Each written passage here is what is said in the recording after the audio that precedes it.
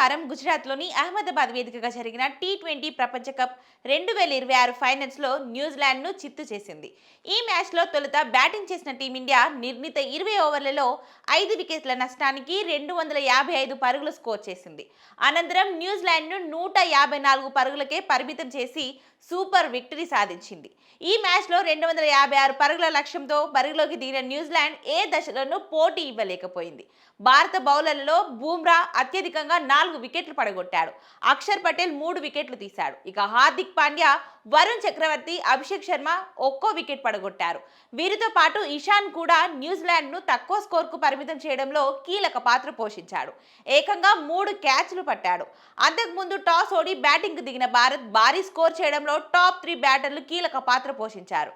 సంజు శాంసన్ 46 బంతుల్లో 89 రన్స్ చేయగా అభిషేక్ శర్మ 21 బంతుల్లో 52 రన్స్ చేశాడు. ఇక ఇషాన్ కిషాన్ 25 బంతుల్లో 54 రన్స్ చేశాడు. దీంతో నిర్ణీత 20 ఓవర్లలో భారత్ 5 వికెట్ల నష్టానికి 255 పరుగులు స్కోర్ చేసింది. ఇక ఈ విజయంతో టీమిండియా టీ20 ప్రపంచ కప్ టైటిల్ను నిలబెట్టుకుంది. మొత్తంగా టీమిండియా టీ20 ప్రపంచ కప్ టైటిల్ సాధించడం ఇది మూడోసారి కావడం గమనార్హం. 2007లో ధోని సారథ్యంలో, 2024లో రోహిత్ శర్మ నాయకత్వంలో, ఇక ముచ్చటగా మూడోసారి సూర్యకుమార్ యాదవ్ సారథ్యంలో ప్రపంచ కప్ను భారత్ అందుకుంది.